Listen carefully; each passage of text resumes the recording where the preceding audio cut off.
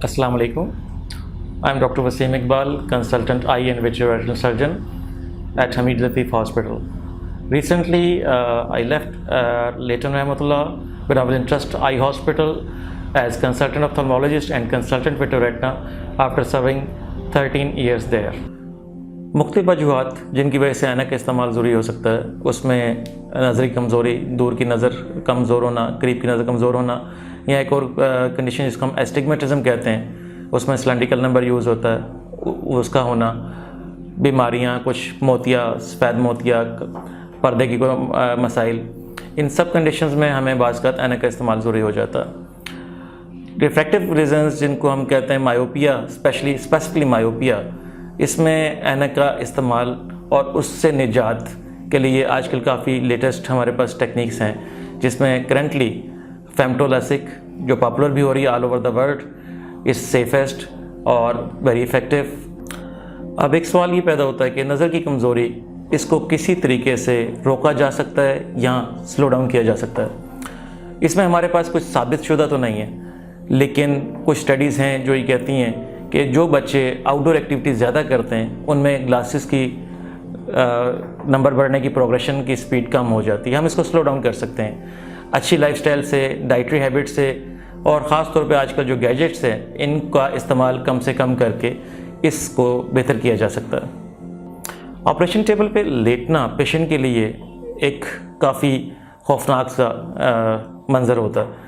वो इसको सोच सोच के परेशान हो रहा था कि मुझे ऑपरेशन टेबल पे लेटना पड़ेगा। यहाँ की बात मैं वाज़ेह करते चलूँ कि जो रिफ्रैक्टिव प्रोसीजर्स हैं, ख़ास तौर पे फेमटोलैसिक या PRK, ये कोई ऑपरेशन नहीं है। इसको हम प्रोसीजर कहें तो ज़्यादा बेहतर होगा।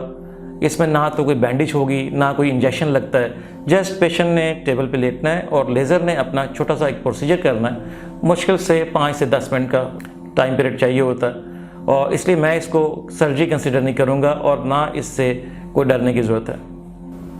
रिफ्रैक्टिव प्रोसीजर्स और रिफ्रैक्टिव सर्जरी, इसमें सबसे इंपॉर्टेंट चीज़ पेशेंट सिलेक्शन है। हर पेशेंट यूनिक है।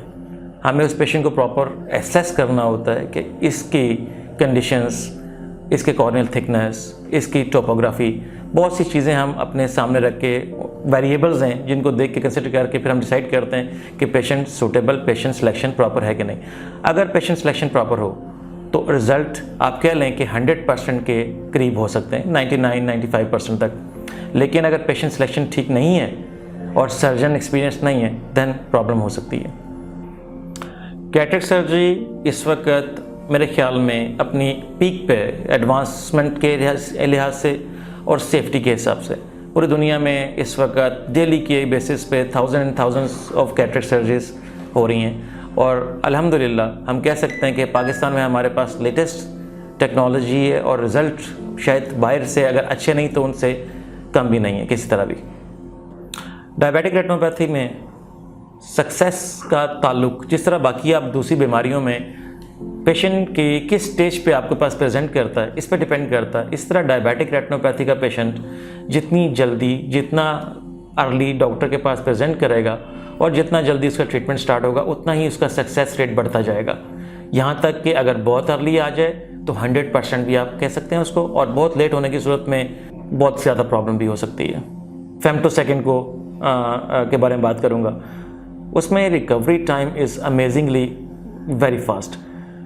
मेरे पास जो सेकेंड डे पेशेंट आता है वो मुस्कुराता हुआ आता है। इससे पहले ये होता था कि PRK का पेशेंट, जो इससे थोड़ा सा ओल्ड प्रोसीजर है, उसका पेशेंट 1 से 6 हफ्ते तक अक्सर फ़ोन करके या वैसे प्रेजेंट करके तंग करता था। लेकिन जब से फेमटो स्टार्ट किए प्रोसीजर, मेरे ख्याल में it's marvellous, very very quick. Ophthalmology में मेरे ख्याल में जितनी एडवांसमेंट अब इस फील्ड में हुई हैं, शायद बहुत दूसरे शोबों में इतनी ज़्यादा नहीं हुई। कैटरेक्ट सर्जरी की बात करें तो रिकवरी पीरियड हमारे पास दिनों में है। रेटिना की, पर्दे की ऑपरेशन की बात करें तो उसमें भी अल्हम्दुलिल्लाह हमारे पास पेशेंट का रिकवरी टाइम दिनों में है। अब अल्हम्दुलिल्लाह आफ्टर 23, 25, 27 गेज लेटेस्ट इक्विपमेंट, हम उसको दिनों में काफ़ी हद तक इंडिपेंडेंट कर देते हैं अपने विजन के मामले में। यहाँ एक चीज़ पे मैं एम्फेसिस करूँगा, एक चीज़ पे थोड़ा सा जोर दूँगा कि जादूगर नहीं हैं हम लोग, हम डॉक्टर्स हैं, सर्जन्स हैं। चाहे जितना मर्ज़ी अच्छा सर्जन हो, जितना मर्ज़ी अच्छा इक्विपमेंट हो, चांसेस कॉम्प्लिकेशंस के हमेशा रहते हैं, पूरी दुनिया में होते हैं। सर्जरी एक ऐसा फील्ड है जिसमें कोई एग्जैक्ट साइंस नहीं है या मैथ्स नहीं है कि 2+2 4 नहीं होते। हमारी medical science experience based science है। हम इसमें दिन ब दिन प्रोग्रेस कर रहे हैं अपने एक्सपीरियंस की बेस पे। हम इसको ये नहीं कह सकते कि है जी 100% है या एग्जैक्ट है। डेफिनेटली बीच में बहुत से फैक्टर्स, बहुत से वेरिएबल्स होते हैं जिनकी वजह से सक्सेस रेट उतना बाज़त नहीं हो सकता जितना पेशेंट एक्सपेक्ट कर रहा होता। इन चीज़ों को जहन में रखना बहुत ज़रूरी है। अगर आप लोग किसी भी सूरत में, किसी भी प्रॉब्लम की सूरत में मुझसे रब्ता करना चाहते हैं या कंसल्ट करना चाहते हैं तो आपके पास इस वक्त महरम की फैसिलिटी है। आप ऑनलाइन अपॉइंटमेंट मेरे से बुक करवा सकते हैं।